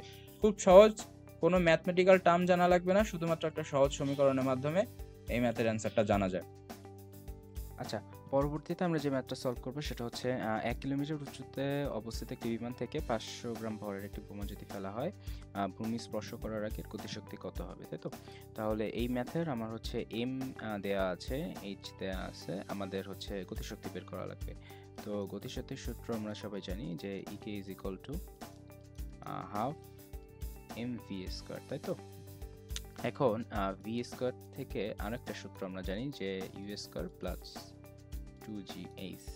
তো এই ক্ষেত্রে আমাদের u এর মান হবে 0, তো v² = 2gh কিন্তু আমরা লিখতে পারি। তো আমরা যদি পরবর্তী ইকুয়েশনে আসি যে ½ m × 2gh, তার মানে আমরা যদি পরবর্তীতে এভাবে লিখি mgh, আমরা যদি পরবর্তীতে সমীকরণে মান বসিয়ে দিই তাহলে কিন্তু আমাদের অ্যান্সারটা বেরিয়ে যাবে। আচ্ছা, পরবর্তী প্রশ্ন, সেটা হচ্ছে 30 মিটার উচ্চ থেকে বিনা বাধায় একটি বস্তুকে পড়তে দিলে কোথায় এর গতিশক্তি বিভব শক্তির দ্বিগুণ হবে? আমাদের উচ্চতা দেয়া আছে, গতিশক্তি বিভব শক্তির দ্বিগুণ হবে, তার মানে গতিশক্তি হচ্ছে EK আর বিভব শক্তি হচ্ছে EP, তাই তো? তাহলে কোন প্রান্তে গতিশক্তি বিভব শক্তি দ্বিগুণ হবে? তার মানে আমরা যদি ধরে নিই এটা হচ্ছে সেই উচ্চতা h, এখান থেকে একটা জিনিস নিচে পড়তে দেওয়া হয়েছে এবং ধরে নিলাম সেটা হচ্ছে x প্রান্তে আমার হচ্ছে গতিশক্তি বিভব শক্তির দ্বিগুণ হয়। এখন এই ম্যাথটা সলভ করার জন্য বিশাল বড় ইকুয়েশন রয়েছে, আমরা সেদিকে মোটেও যাব না, কারণ আমাদের মেডিকেলে এত সময় থাকবে না। যখনই কখনো প্রশ্নে এরকম থাকবে যে গতিশক্তি বিভব শক্তির দ্বিগুণ হবে, তখনই উচ্চতাটাকে যদি আমরা 3 দিয়ে ভাগ করি তাহলে যে মানটা বের হবে সেটাই হবে হচ্ছে গতিশক্তি বিভব শক্তির দ্বিগুণের শর্ত। তো এক্ষেত্রে আমরা যদি হিসাব করি যে আমাদের এখানে উচ্চতা দেওয়া আছে হচ্ছে 30 মিটার, সেটাকে যদি আমরা 3 দিয়ে ভাগ করি তাহলে বেরোচ্ছে হচ্ছে 10 মিটার, তাই তো? তার মানে এই ম্যাথটার অ্যান্সার হবে হচ্ছে 10 মিটার। তার মানে 10 মিটার উচ্চতায় ওই বস্তুর গতিশক্তি বিভব শক্তির দ্বিগুণ হবে। তো এটা হচ্ছে এই ধরনের ম্যাথমেটিক্যাল টার্ম সলভ করার জন্য সহজ একটা পদ্ধতি, সেটা হচ্ছে যখনই কোথাও গতিশক্তি বিভব শক্তির দ্বিগুণ এই কথাটা থাকবে, তখনই উচ্চতাকে যদি আমরা 3 ভাগের 1 ভাগ করি সেটাই হবে হচ্ছে অ্যান্সার। তো এটা গেল। পরবর্তীতে আসি হচ্ছে 270 কেজি ভরের একটি বোঝা একটি ক্রেনের সাহায্যে 0.1 মিটার/সেকেন্ড বেগে উঠালে ক্রেনের ক্ষমতা কত? আচ্ছা, ক্রেনের ক্ষমতার সূত্র বা যে কোনো কিছুর ক্ষমতার সূত্র আমরা জানি হচ্ছে P = W/T, তাই তো? আচ্ছা, W আমরা লিখতে পারি হচ্ছে Fs/T। আচ্ছা, F আমরা যেহেতু এখানে বোঝা উপরে উঠানোর কথা হচ্ছে, সেজন্য F আমার হবে হচ্ছে mg/s/T। আচ্ছা, তো আমরা এটাও জানি আবার অন্য সমীকরণ থেকে যে S = VT, তাই তো? তার মানে V হচ্ছে s/T। তো এখানে আমরা যদি s/T টা সরিয়ে V লিখি তাহলে হবে হচ্ছে mgv। তার মানে এই ভি এর মান আমরা এখানে পেয়েছি, জি এর মান আমরা জানি, আর এম এর মান তো দেয়াই আছে এখানে। তো আমরা যদি এই সমীকরণের মান বসাই তাহলে ম্যাথটা সলভ হয়ে যাবে। তো এটাই ছিল হচ্ছে ম্যাথমেটিক্যাল টার্ম। আসসালামু আলাইকুম সবাইকে। 10 মিনিট স্কুলের পক্ষ থেকে মেডিকেল অ্যাডমিশন প্রোগ্রামের পদার্থবিজ্ঞানের প্রথম পত্রের আজকে কিছু বিষয় নিয়ে আলোচনা করতে চাই। আলোচনার বিষয় হচ্ছে ষষ্ঠ অধ্যায় মহাকর্ষ এবং অভিকর্ষ। তো প্রথমে যে জিনিসটা নিয়ে আলোচনা করতে চাই সেটা হচ্ছে পড়ন্ত বস্তুর ক্ষেত্রে গ্যালিলিও সূত্র। তো 3টা সূত্র আছে। প্রথম সূত্রটা হচ্ছে বায়ুশূন্য স্থানে বা বাধাহীন পথে সকল বস্তুই নিশ্চল অবস্থা থেকে যাত্রা করে সমান দ্রুততায় নিচে নামে এবং অর্থাৎ সমান সময়ে সমান দ্রুত অতিক্রম করবে। দ্বিতীয় সূত্র হচ্ছে বাধাহীন পথে পড়ন্ত বস্তুর নির্দিষ্ট সময়ে প্রাপ্ত বেগ ওই সময়ের সমানুপাতিক, অর্থাৎ ভি ইজ প্রপোর্শনাল টু টি, মানে বেগ সময়ের সমানুপাতিক, অর্থাৎ বেগ যদি দ্বিগুণ করা হয় সময়ও লাগবে হচ্ছে 2 গুণ। এটা হচ্ছে দ্বিতীয় সূত্র। তৃতীয় সূত্র হচ্ছে বাধাহীন পথে পড়ন্ত বস্তু নির্দিষ্ট সময়ের অতিক্রান্ত দূরত্ব ওই সময় বর্গের সমানুপাতিক, অর্থাৎ দূরত্ব যদি h হয়, সময় যদি t হয়, তাহলে h সমানুপাতিক t স্কয়ার, অর্থাৎ দূরত্ব যদি দ্বিগুণ হয় সময় লাগবে 4 গুণ, অথবা সময় যদি 4 গুণ হয় দূরত্ব হবে দ্বিগুণ। তো এই প্রথম, দ্বিতীয়, তৃতীয় সূত্র এটা হচ্ছে পড়ন্ত বস্তুর গ্যালিলিও সূত্র 3টা। তো এখানে একটা ইন্টারেস্টিং বিষয় হচ্ছে এই প্রথম 3টা সূত্রের মধ্যে কোথাও কিন্তু ভরের কোনো কথা উল্লেখ নাই। তার মানে সকল ভরের বস্তুর জন্য কিন্তু 3টা সূত্র প্রযোজ্য। তো এই এই এই এই ঘটনা থেকে আমরা একটা জিনিস জানতে পারি যে একটা লোহার বল আর একটা কাগজের বল যদি ছাদ থেকে ফেলা হয় সেক্ষেত্রে একত্রে কেন মাটিতে পড়ে না। তো তুমি ধরো ছাদে গেলা, তোমার বাসার ছাদে, তো সেখান থেকে ধরো 2টা জিনিস ফেলাল, একটা হচ্ছে লোহার বল আর একটা হচ্ছে কাগজের তৈরি বল, এবং দুটাকেই নিচে পড়তে দিলা। তো দুইটা কি একই সময় মাটিতে পড়বে? অবশ্যই না, কারণ লোহার বলটার ভর বেশি, আমরা সবাই জানি, সেটা আগে মাটিতে পড়বে। তো এই জিনিসটা কেন? কারণ গ্যালিলিও 3টা সূত্র থেকে আমরা কোথাও ভরের কোনো সমীকরণ পাই না, ভরের কোনো উল্লেখ পাই না। তাহলে কেন? তাহলে লোহার বলটা কেন আগে মাটিতে পড়লো? তো এই ক্ষেত্রে অ্যান্সারটা হবে হচ্ছে বাতাসের প্লাবতা বা বয়ান্সি, বা যেটা হচ্ছে ভারী বস্তুর প্লবতা বা ঊর্ধ্বমুখী বলটা আসলে কম। জিনিসটা আসলে কি, যে যখন ভারী বস্তুটা তুমি হচ্ছে ছাদ দিয়ে ফেলে দিচ্ছ, তখন সেটা বাতাসের ঘর্ষণের সম্মুখীন হয়। তো বাতাস তাকে উপরের দিকে পুশ করতে থাকে। তো এর কারণে এই ভারী বস্তুটা যেহেতু ভর বেশি, সেহেতু এই বাধাকে সে সহজে কাটিয়ে নিচে নামতে পারে। কিন্তু হালকা বস্তুটা যেহেতু ভর কম, তার এই বাতাসের প্রতি বাধা দেওয়ার ক্ষমতাটাও আসলে কম, এজন্য সে আস্তে আস্তে পড়ে। তো এইটা প্রমাণ করার জন্য নিউটন একটা পরীক্ষা করে, যে গিনি এবং পালকের পরীক্ষা। সে হচ্ছে একটা সিলিন্ডার নেন, যেখানে তিনি বায়ুশূন্য করেন সিলিন্ডারটা, এবং বায়ুশূন্য করার ফলে উপর থেকে 2টা বস্তু ফেলতে দেন, একটা হচ্ছে গিনি বা পালক। এক্ষেত্রে 2টা বস্তুর ভর হচ্ছে ডিফারেন্ট, কিন্তু তিনি দেখতে পান যে বায়ুশূন্য অবস্থায় সিলিন্ডারের ভিতরে 2টা বস্তুই একই সময় নিচে পড়ছে। তো উনি এইভাবে কিন্তু পড়ন্ত বস্তুর গ্যালিলিও সূত্রটা আসলে সত্যতা যাচাই করেন, যে এখানে যদি বাতাসহীন বা বায়ুহীন একটা জায়গা হয়, তাহলে কিন্তু পৃথিবীর যে কোনো প্রান্ত থেকে, উপর থেকে যদি 2টা বস্তু ফেলিয়ে দেওয়া হয় যে কোনো ভরেরই, তারা একই সাথে মাটিতে পড়বে। তো একটি লোহার বল আর কাগজের বল কেন একসাথে মাটিতে পড়ে না? তার উত্তর হচ্ছে বাতাসের প্লবতা বা বয়ান্সি, এবং সেক্ষেত্রে ভারী বস্তুর প্লবতা বা ঊর্ধ্বমুখী বলটা আসলে কম হয়। তো পরে আসি যে গ্রহর গতি সম্পর্কে কেপলারের সূত্র। 3টা সূত্র রয়েছে। প্রথম সূত্রটা হচ্ছে উপবৃত্ত সূত্র, দ্বিতীয় সূত্র হচ্ছে ক্ষেত্রফলের সূত্র, তৃতীয় সূত্র হচ্ছে সময় সূত্র। তো প্রথম সূত্রটা আসলে কি, যে প্রতিটি গ্রহ সূর্যকে উপবৃত্তাকার ফোকাসে রেখে একটি উপবৃত্তাকার পথে প্রদক্ষিণ করছে। তো ধরো এই এই এই এই এই উপবৃত্তের কেন্দ্রে রয়েছে সূর্য।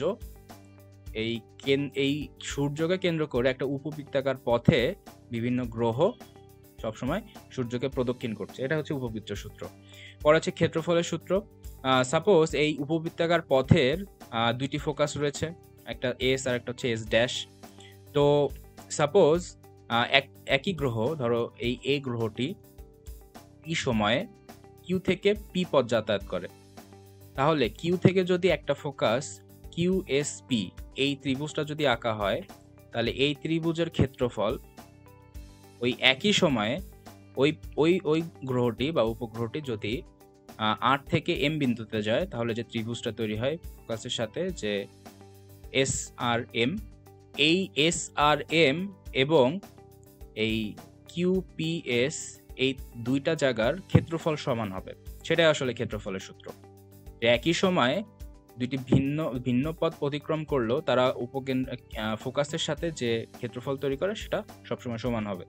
তৃতীয় সূত্র হচ্ছে সময় সূত্র, ল অফ টাইম, যে প্রতিটি গ্রহের পর্যায়কাল বর্গ সূর্য হতে তার গড় দূরত্বের ঘনফলের সমানুপাতিক, যে T square is proportional to a cube. T মানে সময়, এ মানে হচ্ছে দূরত্ব। তো এটা হচ্ছে গেল গ্রহ সম্পর্কে কেপলারের 3টা সূত্র। পরবর্তীতে আসি যে মহাকর্ষ এবং অভিকর্ষ। আমরা সবাই জানি মহাকর্ষ অভিকর্ষ কি জিনিস। তারপর একবার বলে রাখছি যে মহাকর্ষ হলো এই সৌরজগতের বা এই টোটাল বিশ্বের যে কোনো দুইটি বস্তুর মধ্যে যে আকর্ষণ বল, সেটাকে বলতেছে হচ্ছে মহাকর্ষ। আর অভিকর্ষ তাহলে কি, যে এই যে কোনো দুইটি বস্তুর একটি যদি হয় পৃথিবী, তাহলে সেই বলটাকে, সেই আকর্ষণ বলটাকে বলবো হচ্ছে অভিকর্ষ। তার মানে মহাবিশ্বের যে কোনো র্যান্ডম দুইটা বস্তুর মধ্যে আকর্ষণ বল হচ্ছে মহাকর্ষ, এবং এই মহাবিশ্বের পৃথিবী এবং অন্য একটা র্যান্ডম বস্তুর মধ্যে যে আকর্ষণ বল সেটা হচ্ছে অভিকর্ষ। মানে পৃথিবী যে কথার মধ্যে আসবে সেখানে আসবে হচ্ছে অভিকর্ষ বল। তো পরবর্তীতে আসি যে নিউটনের মহাকর্ষ সূত্র। তো এই নিউটনের মহাকর্ষ সূত্র আবিষ্কারের একটা মজার ঘটনা আছে। আমরা সবাই জানি যে একদিন নিউটন একটা আপেল গাছের নিচে বসে জগৎ নিয়ে কল্পনা করছিলেন। তো হঠাৎ করে তিনি দেখলেন যে একটা আপেল হচ্ছে মাটিতে পড়লো। তো এখানেই আসলে চিন্তা ভাবনা ওনার শুরু হয় যে কেন আপেলটা তো পৃথিবীকে ছেড়ে উপরের দিকেও যেতে পারতো, নিচে কেন পড়লো। তো তিনি ভাবলেন অবশ্যই পৃথিবী তাকে কোনো একটা আকর্ষণ বলেন নিজের দিকে টানছে। তো সেই ক্ষেত্রে সেই চিন্তা ভাবনা থেকে কিন্তু আসলে নিউটনের মহাকর্ষ সূত্রটা আসে। তো অনেকে মজা করে অনেকে বলে যে নিউটনের মাথার উপরে আপেলের গাছ না থেকে যদি ডাবের গাছ থাকতো তাহলে মনে হয় ভালো হতো, মাথার উপরে পড়তো, তিনি মরে যেত আর মহাকর্ষ সূত্র আবিষ্কার হতো না। কিন্তু আসলে সত্যি কথা হচ্ছে বিজ্ঞান কখনোই থেমে থাকে না। যদি এরকম কোনো ঘটনা হতো, নিউটন না হলেও অন্য কেউ না কেউ ঠিকই কিন্তু মহাকর্ষ সূত্র আবিষ্কার করে ফেলতো। তো যাই হোক, মহাকর্ষ সূত্রটা আসলে কি, যে F = G × M1 N2 / d²। G হচ্ছে মহাকর্ষ ধ্রুবক, M আর M2 হচ্ছে দুইটা বস্তু, এই সৌরজগতের দুইটা বস্তু, এবং D মানে হচ্ছে তাদের মধ্যকার দূরত্ব। অর্থাৎ দেখা যাচ্ছে হচ্ছে এই মহাকর্ষ বল ভরের সমানুপাতিক এবং দূরত্বের ব্যস্তানুপাতিক। তার মানে দূরত্ব যত বাড়বে বল তত কমবে, আর ভর যত বাড়বে বল তত বাড়বে। তো এখানে মহাকর্ষ ধ্রুবকের মানটা আমরা একটু জেনে নেই যে 6.67 × 10⁻11 newton metre square per kg square. এককটা খুব ইম্পর্টেন্ট, মানটাও খুব ইম্পর্টেন্ট, টোটাল জিনিসটাই মেডিকেলের এমসিকিউ এর জন্য খুব ইম্পর্টেন্ট। এরপর আসি যে মহাকর্ষীয় বলের প্রকৃতি। এটাও এমসিকিউ তৈরি করা যায় খুব সুন্দর বৈশিষ্ট্য দিয়ে, যে এটি হচ্ছে আকর্ষণ বল, আর এ বল দুটি বস্তুর সংযোগ সরলরেখা বরাবর ক্রিয়া করে। অর্থাৎ এ এবং বি যদি দুইটা বস্তু হয় তাহলে মহাকর্ষ বল সবসময় তাদের কেন্দ্র বরাবর কাজ করবে। কেন্দ্র বরাবর, বৃত্তের কেন্দ্র যেমন থাকে সেই কেন্দ্র বরাবর কাজ করবে। এরপরে এ বলদ্বয়ের প্রকৃতির উপর নির্ভর করে না, এবং এ বল ভরের গুণফলে সমানুপাতিক হয়, যেটা একটু আগেই বললাম। তো এরপরে আসি হচ্ছে অভিকর্ষ ত্বরণ। তো আমরা সবাই জানি পৃথিবীর কেন্দ্রের দিকে আমাদের সকল বস্তুকে আকর্ষণ করে। তো আকর্ষণ করার ক্ষেত্রে একটা বৈশিষ্ট্য মেনে চলে, সেটা হচ্ছে সব বস্তুকে সে 9.8 মিটার পার সেকেন্ড স্কয়ার ত্বরণে নিজের দিকে টেনে নেয়। এটাকে বলতেছে হচ্ছে অভিকর্ষ ত্বরণ। তো অভিকর্ষ ত্বরণ বের করার সমীকরণ হচ্ছে Gm/r²। জি মানে হচ্ছে মহাকর্ষ ধ্রুবক, এম মানে পৃথিবীর ভর, আর মানে হচ্ছে কেন্দ্র থেকে তার দূরত্ব। তো এটার আরো একটা সমীকরণ হচ্ছে যে 4/3πg/ρ। তো রো সাইনের মানে হচ্ছে পৃথিবীর ঘনত্ব। এটাও কিন্তু অভিকর্ষ ত্বরণের নির্ণয়ের একটা সমীকরণ। যদি অপশানে Gm/r² না থাকে এবং 4/3πg/ρ থাকে তাহলে সেটাও কিন্তু সঠিক অ্যান্সার হবে। আমরা অনেক সময় এটা খেয়াল করি না, কিন্তু এটাও কিন্তু একটা সঠিক অ্যান্সার। তো জি এর মানের একক হচ্ছে আমরা জানি মিটার পার সেকেন্ড স্কয়ার, এবং পৃথিবীর 45 ডিগ্রি অক্ষাংশে অভিকর্ষ ত্বরণের মানকে আদর্শ মান ধরা হয়। তো যে কোনো কিছু সব জায়গায় যদি ডিফারেন্ট হয় অবশ্যই বিজ্ঞানীদের একটা স্ট্যান্ডার্ড মান বের করে রাখতে হবে, নাহলে তাদের যে গবেষণা আছে সেখানে হ্যাম্পার হবে। এজন্য একটা আদর্শ মান ধরে রাখা হয়েছে, সেটা হচ্ছে পৃথিবীর 45 ডিগ্রি অক্ষাংশে অভিকর্ষ ত্বরণের মান, সেটাকে আদর্শ ধরা হবে। মানটা অবশ্যই আমরা জানি 9.8 মিটার পার সেকেন্ড স্কয়ার। তো অভিকর্ষ ত্বরণের মান পরিবর্তন ঘটে কি কি ক্ষেত্রে, এটা খুবই সুন্দর একটা এমসিকিউ কোশ্চেন তৈরি করার মতো একটা টপিক। দেখো খুব সুন্দরভাবে তিনটা অপশন দেওয়া আছে, চতুর্থ একটা অপশন কিন্তু তৈরি করা যায়। তো কি কি কারণে পরিবর্তন ঘটে অভিকর্ষ ত্বরণের মান, একটা হচ্ছে উচ্চতার ক্রিয়া। তো উচ্চতর ক্রিয়ার কথা জিনিসটার ক্ষেত্রে আমি দেখো পাশে উল্লেখ করেছি যে ধরো পৃথিবী থেকে ভূপৃষ্ঠের অভিকর্ষ ত্বরণের মান হচ্ছে সর্বোচ্চ। যতই তুমি উপরে উঠবা ততই মান তত কমবে। তো কমবে কি হারে? কমবে যে ধরো এইচ উচ্চতা একটা বস্তুকে তুমি নিয়ে আসলা, পৃথিবী থেকে এইচ উচ্চতা একটা বস্তু উপরে নিয়ে আসলা, তাহলে সেখানে তার জি এর মান কত হবে? সেখানে জি এর মান হবে জি ড্যাশের মান হবে জি ইন্টু 1 - 2h বাই আর। তো এই সমীকরণ থেকে আসলে কি দেখতে পাই আমরা? তো এইচ উচ্চতায় জি ড্যাশের মান হয় জি ইন্টু 1 - 2h বাই আর। তো এই সমীকরণ দিয়ে আসলে কি বোঝা যায়? যে আর মানে হচ্ছে পৃথিবীর ব্যাসার্ধ, তাই তো? তাহলে পৃথিবীর ব্যাসার্ধের অর্ধেক দূরত্ব যদি আমি উপরে উঠাই, মানে এইচ এর মান যদি আমার পৃথিবীর ব্যাসার্ধের অর্ধেক হয়, তাহলে জিনিসটা আসলে কি দাঁড়ায় দেখি তো? জিনিসটা আসলে কি দাঁড়ায়? জি ইন্টু তখন কি হবে? 1 - আর বাই আর হবে না? তখন কি হবে? জি এর মান 0 হয়ে যাবে। তার মানে পৃথিবীর ব্যাসার্ধের অর্ধেক দূরত্ব যদি আমরা ভূপৃষ্ঠ থেকে উপরে উঠাই, সেক্ষেত্রে বস্তুর ওজন কিন্তু 0 হয়ে যাবে। আমরা বস্তুর ওজন জানি m ইন্টু জি। জি এর মান 0 বসালে আলটিমেটলি 0 হবে। তো এটা একটা ইম্পর্টেন্ট, একটা গুরুত্বপূর্ণ টপিক। তো একইভাবে যদি আমরা পৃথিবীর ভিতরের দিকে যাওয়া শুরু করি, তখন কি হবে? যে দেখো সেক্ষেত্রে সমীকরণ হচ্ছে এইচ গভীরতায় জি এর মান হবে জি ইন্টু 1 - h বাই আর। তার মানে পৃথিবীর কেন্দ্রে তুমি যাও, পৃথিবীর কেন্দ্রে সেটা ব্যাসার্ধের মানের সমান হবে, অর্থাৎ জি এর মান হবে 1 জি ইন্টু 1 - আর বাই আর, মানে হচ্ছে 0। তার মানে পৃথিবীর কেন্দ্রে একটা বস্তুর ওজন 0। তো এই খুব ইম্পর্টেন্ট দুইটা টপিক, এবং দুইটা টপিক থেকে আরো দুইটা বিশ্লেষণ করে দুইটা তথ্য পাওয়া যায়। এক হচ্ছে পৃথিবীর ব্যাসার্ধের অর্ধেক পথ যদি উপরে উঠাই কোনো বস্তুকে, তাহলে সেই বস্তুর ওজন 0 হবে, অথবা পৃথিবীর কেন্দ্রের কোনো বস্তুর ওজন 0 হবে। তো এটাকেই আলটিমেটলি উচ্চতার ক্রিয়া বলা হয়েছে। এরপর আসি অক্ষাংশ বা আকৃতির ক্রিয়া। এখন এই জিনিসটা আসলে কি? এই জিনিসটা আসলে আমরা সবাই জানি পৃথিবী কিন্তু একদম আদর্শ গোল না। পৃথিবীটা হচ্ছে কমলা লেবুর মতো, মানে উপরের দিকে এবং নিচের দিকে হালকা চ্যাপ্টা। তো তুমি যদি পৃথিবীর কেন্দ্র থেকে ব্যাসার্ধের কথা চিন্তা করো, তো মেরু অঞ্চলে, মানে উপরের দুই অঞ্চলে ব্যাসার্ধের মান কিন্তু কম হবে নর্মাল ব্যাসার্ধ থেকে। আর এই নিরক্ষীয় অঞ্চল, মানে পৃথিবীর বামে এবং ডানে যে অঞ্চলটা, সেখানে কিন্তু ব্যাসার্ধের মান আবার বেশি হবে। তো মেরু অঞ্চলে যেহেতু ব্যাসার্ধ কম, আমরা যদি G is equal to GM by R square এই সমীকরণে বসাই, তাহলে মেরু অঞ্চলে কিন্তু জি এর মান হবে বেশি, আর নিরক্ষীয় অঞ্চলে জি এর মান কিন্তু হবে কম। এই সমীকরণে যদি আমরা মান বসাই, সেটার কথা বলছি। তো এটাকেই বলতেছে আলটিমেটলি তোমার অক্ষাংশ বা আকৃতি ক্রিয়া। তো এরপরে আসি হচ্ছে পৃথিবীর ঘূর্ণন ক্রিয়া বা আহ্নিক গতি ক্রিয়া। এখন এই জিনিসটার মানে কি? যে পৃথিবী তো আমরা সবসময় জানি যে সূর্যের চারিদিকে ঘুরছে, পশ্চিম থেকে পূর্ব দিকে। তো একটা বৃত্ত যখন আবার পৃথিবী কিন্তু নিজেকে কেন্দ্র করেও কিন্তু ঘুরছে, সূর্যকে কেন্দ্র করে যেমন ঘুরছে, নিজেও কিন্তু পশ্চিম থেকে পূর্ব দিকে ঘুরছে। তো এই কোনো গোলাকার বস্তু যখন ঘুরতে থাকে, তখন তার যেহেতু পৃথিবী তোমার হচ্ছে উপরের দিকে, বললাম যে উপরের দিকে হচ্ছে চ্যাপ্টা, তো এই পৃথিবীর উপরের দিকে কিন্তু ধরো একটা বস্তু এরকম মেরু অঞ্চলে আছে, আর একটা বস্তু হচ্ছে নিরক্ষীয় অঞ্চলে আছে। তো পৃথিবীর উপরের দিকে কোনো বস্তু যদি থাকে, তখন কিন্তু তার ঘূর্ণন ক্রিয়াটা কম অনুভূত হয়। মানে সে পৃথিবীর উপরে যখন থাকে, সে বস্তুটা পৃথিবী ঘূর্ণনের ফলে তাকে যে ছুঁড়ে ফেলে দিতে চায়, এই ক্রিয়াটা কম থাকে। কিন্তু যখন সেটা নিরক্ষীয় অঞ্চলে থাকে, তখন কিন্তু পৃথিবীর ঘূর্ণন গতি সর্বাধিক হয়, ঘূর্ণন গতির প্রভাব তার উপরে সর্বাধিক হয়, এজন্য সে কিন্তু দূরে চলে যেতে চায়। তো এর কারণেও কিন্তু জি এর মান পরিবর্তন হতে পারে। তো এই তিনটা অংশ আর কি বললাম, যে অভিকর্ষ ত্বরণের মান কিভাবে পরিবর্তন ঘটে। এক হচ্ছে উচ্চতার ক্রিয়া, দুই হচ্ছে অক্ষাংশ বা আকৃতি ক্রিয়া, এবং তিন হচ্ছে পৃথিবীর ঘূর্ণন ক্রিয়া বা আহ্নিক গতি।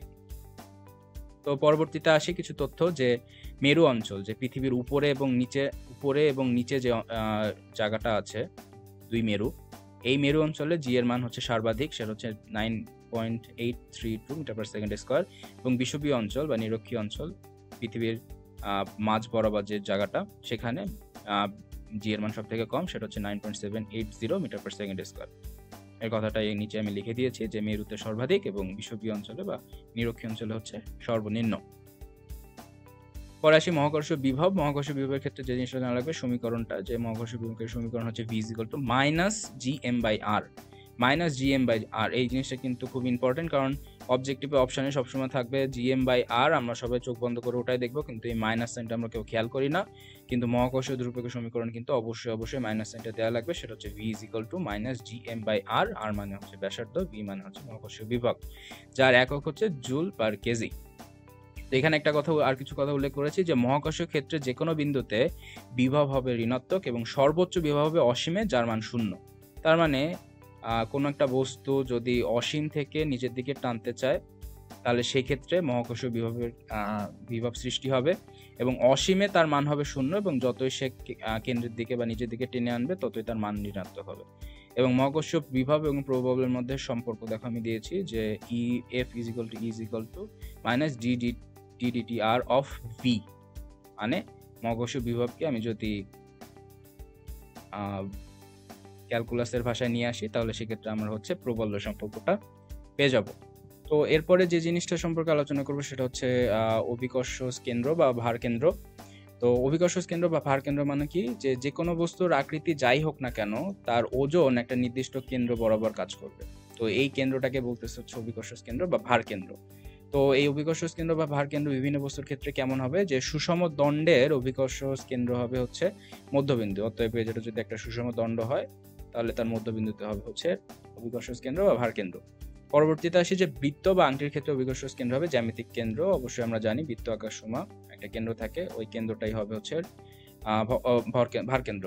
পরবর্তী আছে সামুদ্রিকের ক্ষেত্রে অভিকর্ষ কেন্দ্র হবে কর্ণদ্বয়ের ছেদ বিন্দুতে। যদি আমরা ছবি আঁকি তাহলে এরকম দেখতে পাবো, আর দুইটা কর্ণ যে বিন্দুতে ছেদ করবে সেই বিন্দু বরাবরই হবে হচ্ছে তার ভার কেন্দ্র। পরবর্তীতে আসি যে বেলনাকৃতি বস্তুর ক্ষেত্রে বা সিলিন্ড্রিক্যাল বস্তুর ক্ষেত্রে কেমন হবে জিনিসটা। সিলিন্ড্রিক্যাল বস্তুর ক্ষেত্রে আমরা ভার কেন্দ্র পাবো হচ্ছে তাদের অক্ষের মধ্যবিন্দুতে, অর্থাৎ যে অক্ষটা থাকবে তার মধ্যবিন্দুতে পাবো আমরা হচ্ছে ভার কেন্দ্র। তো অভিকর্ষ কেন্দ্র বা ভার কেন্দ্রর সাথে সাথে আরো একটা টপিক আছে, সেটা হচ্ছে তোমার ভর কেন্দ্র।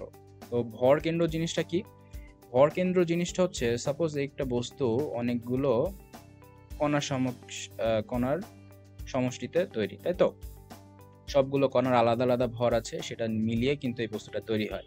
তো এই সবগুলো কণার ভর যদি আমরা একত্রিত করি একটি মাত্র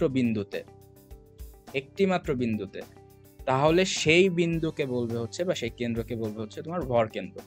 তো এই ভর কেন্দ্রের ক্ষেত্রে কিছু বৈশিষ্ট্য আছে, দেখো যে ভর কেন্দ্রে শুধু রৈখিক গতি হয়, কোনো আপেক্ষিক গতি হয় না। এরপরে ভর কেন্দ্রে সবসময় নির্দিষ্ট। এরপরে বস্তুর বিভিন্ন বিন্দুতে অভিকর্ষ ত্বরণ সমান হলে বস্তুর ভর কেন্দ্র ভার কেন্দ্র একই বিন্দু হবে। ভার কেন্দ্র হচ্ছে যে বিন্দুতে ওজন ক্রিয়া করে, আর ভর কেন্দ্র হচ্ছে যে বিন্দুতে ওই বস্তুর সকল কণার সমষ্টি, সেই বিন্দুটাকে বলতেছে হচ্ছে ভর কেন্দ্র, আর যে বিন্দুতে হচ্ছে ওজন ক্রিয়া করে সেটাকে বলতেছে ভার কেন্দ্র। তো এটা হলো গেল ভর কেন্দ্র এবং ভার কেন্দ্র সম্পর্কে কিছু কথা। এরপরে আসি যে মুক্তিবেগ। মুক্তিবেগ আসলে কি, যে বেগে পৃথিবীর পৃষ্ঠ থেকে যদি একটা বস্তু উপরের দিকে ছোড়া হয় এবং যে বেগের ফলে ওই বস্তুটা আর পৃথিবীতে ফিরে না আসে, মহাবিশ্বে চলে যায়, সেটাকে বলতেছে হচ্ছে আসলে মুক্তিবেগ।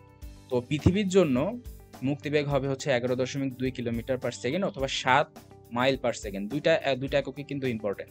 প্রথমটা হচ্ছে 11.2 কিলোমিটার পার সেকেন্ড অথবা 7 মাইল পার সেকেন্ড।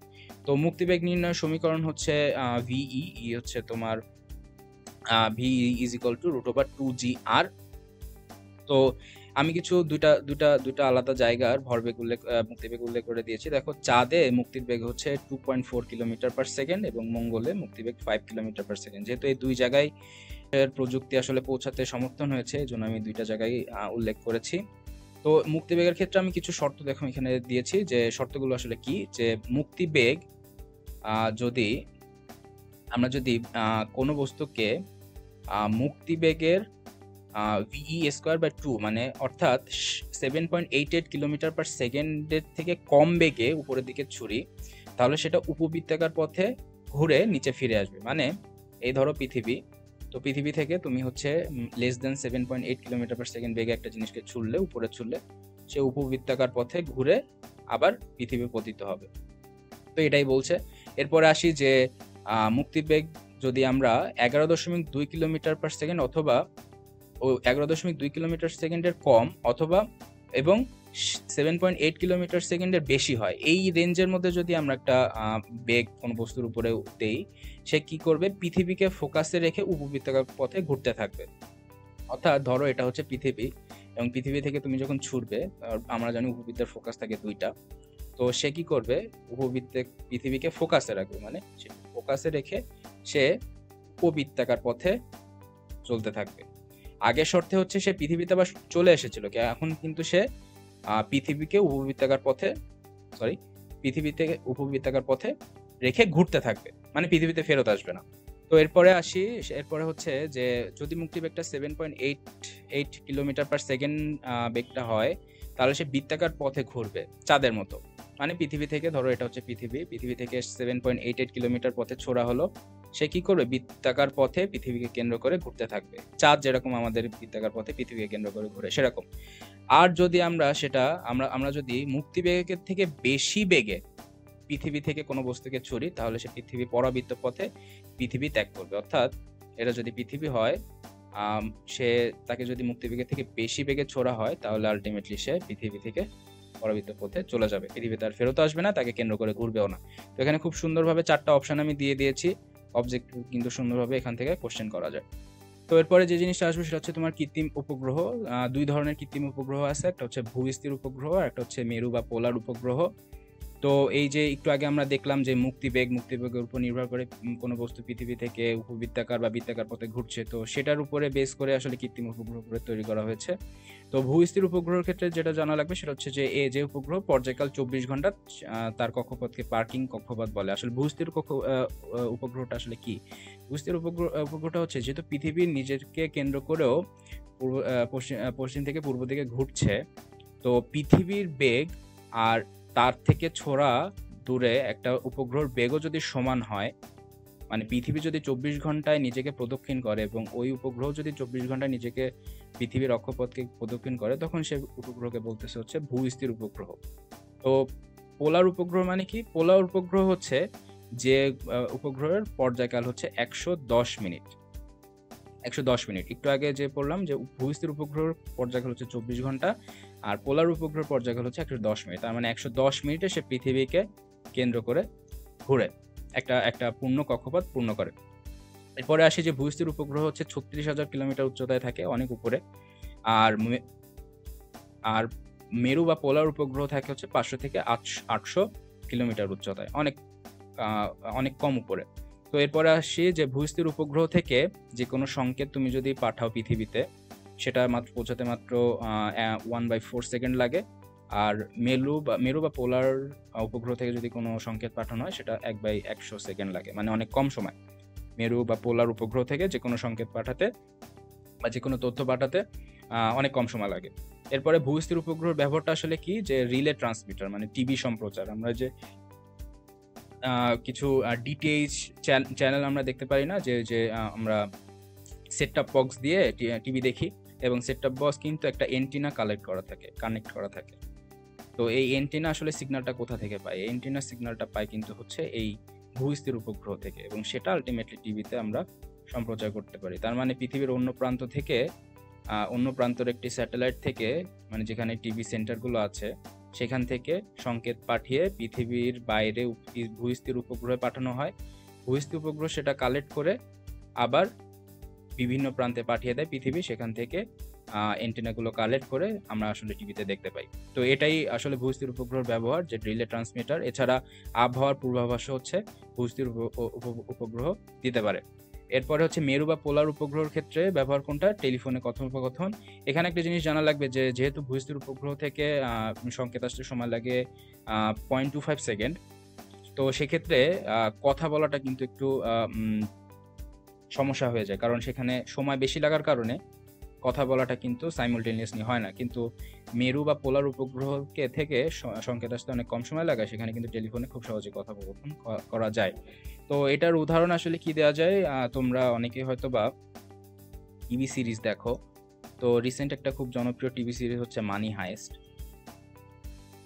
তো এই মানি হাইস্টে তোমার দেখে থাকবা সিজন 3-তে যে রিও এবং টোকিও যে ক্যারেক্টার দুইটা থাকে, তারা যখন আলাদা হয়ে যায়, এবং তাদের একটা ইমার্জেন্সি সিচুয়েশনে তারা কথা বলার জন্য তারা কিন্তু স্যাটেলাইট ফোন ইউজ করে। Satellite phone. তো এটা সবার কাছে অ্যাক্সেসিবল না থাকলেও এই স্যাটেলাইট ফোন ব্যবস্থা কিন্তু আসলে এই মেরু বা পোলার উপগ্রহের মাধ্যমে কিন্তু টেলিফোনে কথোপকথন করা যায়। তো আমাদের নরমাল মোবাইলে কথা বলার ব্যবস্থাটা সেটা ভিন্ন, সেটা এত আধুনিক না। তো এটাও একটা অপশন যে টেলিফোনে কথা বলা আমরা হচ্ছে মেরু বা পোলার উপগ্রহ দিয়ে করতে পারি। তো এরপরে আসি যে কৃত্রিম উপগ্রহের বেগ, ৩টা সুন্দর সমীকরণ আছে। ৩টা সুন্দর সমীকরণের ক্ষেত্রে দেখো কৃত্রিম উপগ্রহের বেগ হচ্ছে v = √gm/r+h এবং কৃত্রিম উপগ্রহের পর্যায়কাল t = 2π × r+h × √r+h/gm এবং কৃত্রিম উপগ্রহের উচ্চতা h = gmt²/4π² × 1/3 মানে তাদের পাওয়ার 1/3 - r। তো ৩টা সমীকরণ দেয়া আছে কৃত্রিম উপগ্রহের বেগ, পর্যায়কাল এবং উচ্চতা বের করার। অবজেক্টিভে অনেক সময় আসতে পারে যে নিচের কোনটি কৃত্রিম উপগ্রহের বেগের সমীকরণ বা পর্যায়কাল বা উচ্চতার সমীকরণ। তো এটাই হচ্ছে অভিকর্ষ এবং মহাকর্ষ থেকে আমার আজকের লেকচার। পরবর্তীতে আবার সবার সাথে দেখা হবে।